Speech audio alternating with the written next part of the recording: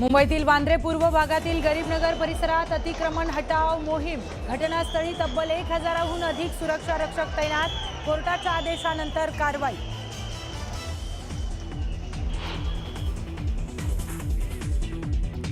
राष्ट्रवादीकडून प्रशांत किशोर यांना मोठी जबाबदारी। राष्ट्रवादीसाठी राजकीय रणनीतिकार म्हणून प्रशांत किशोर पाहणार काम। वरिष्ठ सूत्रांची न्यूज 18 मराठीला माहिती।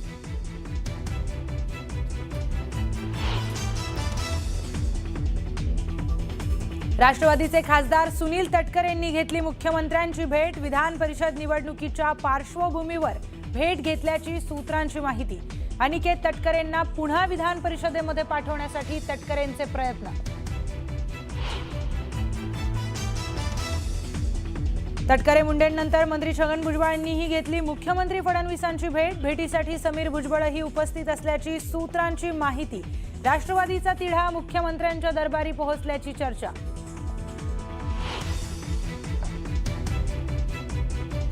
ईडीने घेतला भोंदू अशोक खरातचा ताबा। भोंदू खरातला घेऊन ईडीचं पथक मुंबईच्या दिशेने रवाना। मुंबईमध्ये खरातची ईडी चौकशी होणार।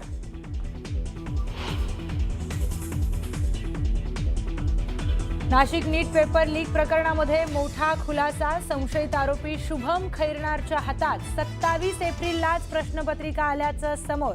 प्रश्नपत्रिका मिळाल्यानंतर उत्तर प्रदेश हरियाणाच्या व्यक्तीशी केला संपर्क।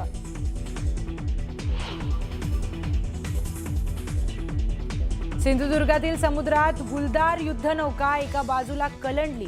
राज्य सरकारच्या महत्त्वाकांक्षी सी वर्ल्ड प्रकल्पाला मोठा धक्का। पुरेसा अनुभव नसलेल्या कंत्राटदारांमुळे प्रकल्प अडचणीत।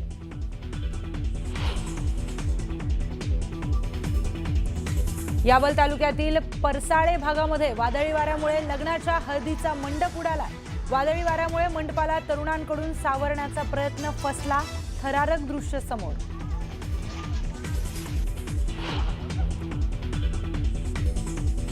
नवी मुंबई विमानतळाला दिबा पाटलांचं नाव देण्याबाबतची याचिका सुप्रीम कोर्टानं फेटाळली। कुठल्याही ठिकाणाला नाव देण्याचा अधिकार कोर्टाला नाही म्हणत कोर्टाने केलं स्पष्ट।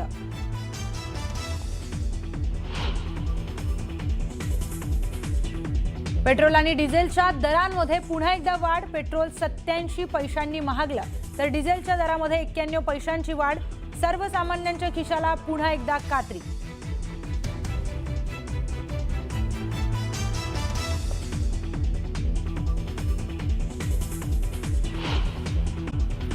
आहे मुंबईतील वांद्रे पूर्व इथल्या गरीबनगर परिसरामध्ये रेल्वे रुळालगतची अतिक्रमणे हटवण्यासाठी पश्चिम रेल्वेकडून आजपासून मोठी कारवाई सुरू करण्यात आली आहे। रेल्वे सुरक्षा, अतिरिक्त रेल्वे सेवा आणि भविष्यातील पायाभूत विस्तारासाठी ही मोहीम आवश्यक असल्याचा रेल्वेचा दावा आहे। 2017 पासून सुरू असलेल्या कायदेशीर प्रक्रियेनंतर ही कारवाई करण्यात येते।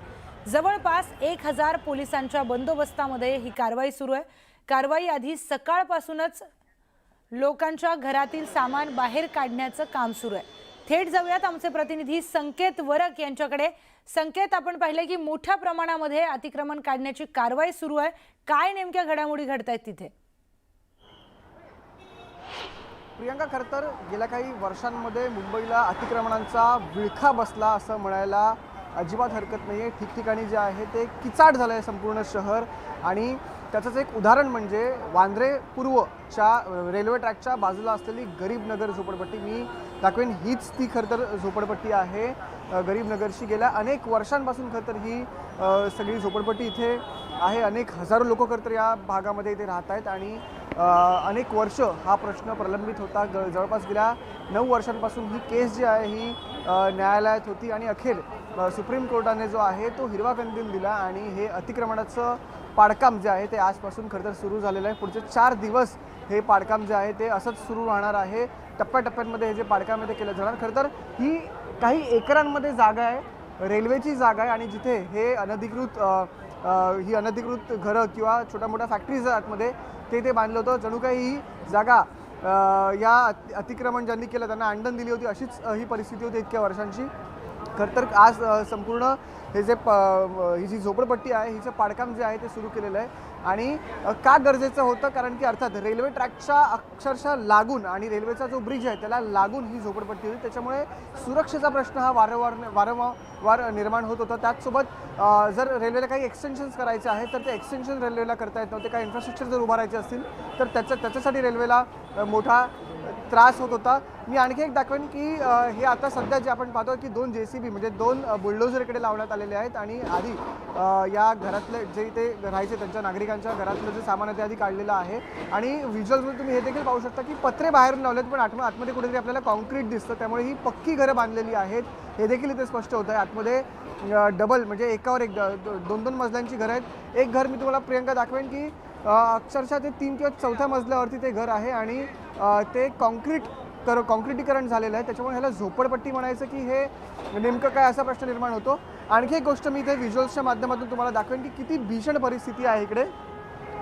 हा जो माझ्या डाव्या बाजूला जो भाग आहे हा देखील गरीबनगर झोपडपट्टीचाच भाग आहे, गरीबनगरचाच भाग आहे आणि हा जो रस्ता समोरून गेलेला आहे हा वांद्रे स्टेशनपासून पुढे वांद्रे टर्मिनसपर्यंत जातो, त्याच्यामुळे हा रस्ता खूप जास्त महत्त्वाचा आहे ट्रॅव्हलच्या दृष्टिकोनाने आणि हा रस्ता संध्याकाळच्या वेळेला अक्षरशः इतकाच जाम असतो. आत्ता पण किती वाजले 11:30 वाजलेले आहेत आणि 11:30ला पण देखील हा रस्ता इतका जाम आहे. त्याच्यामुळे कुठेतरी अर्थात हे जे अनधिकृत बांधकाम आहे याच्यामुळे सर्वसामान्य नागरिकांना देखील त्रास होतो. कुठे जायचं असेल स्टेशन परिसरामध्ये तर इतकं ट्रॅफिक या सगळ्या भागामध्ये लागतं. कुठेतरी आज ही कारवाई जी होणार आहे त्या कारवाईनंतर इथे जे काही रेल्वे काम करेल त्यानंतर इकडे सुटसुटीतपणा थोडासा येईल आणि जे सर्वसामान्य लोक असतील जे मुंबईच्या दिशेने जे मुंबईत ट्रॅव्हल करतात, खरं तर जे वांद्रे स्टेशन परिसरामध्ये ट्रॅव्हल करतात त्यांच्यासाठी कुठेतरी महत्त्वाची कारवाई मानली जाते कारण की या कारवाईनंतर हा जो परिसर आहे हा मोकळा श्वास घेणार आहे आणि येत्या काळामध्ये रेल्वेला काही एक्सटेन्शन करायचं असेल म्हणजे काही नवीन ट्रॅक्स टाकायचे असतील किंवा ऑफिसेस बांधायचे असतील किंवा काही स्कायवॉक ब्रिजेस बांधायचे असतील तर ही जागा जी आहे ही महत्त्वाची भूमिका इथे बजावणार आहे. त्याच्यामुळे ही कारवाई जी आहे ती खूप जास्त महत्त्वाची होती आणि प्रियंका असं म्हणायला हरकत नाही की गेल्या अनेक वर्षांपासून खरं तर आम्ही ही जी झोपडपट्टी आहे तिथे बघतो. आपण अनेकदा रेल्वेपासून प्रवास करतो आणि खूप दुर्गंधी असते त्या या वांद्रे पूर्व भागामध्ये आपण रेल्वेतून प्रवास करताना आपल्याला दिसून येतं. खूप गलिच्छपणा होता.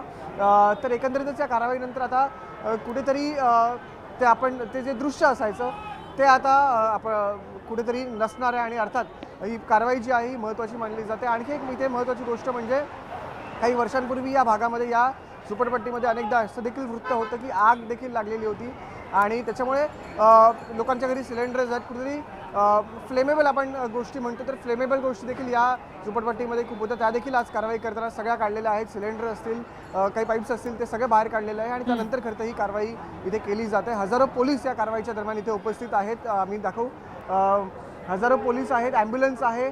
त्याचसोबत आपण जर पाहिलं तर फायर ब्रिगेडची देखील इथे व्यवस्था करण्यात आलेली आहे.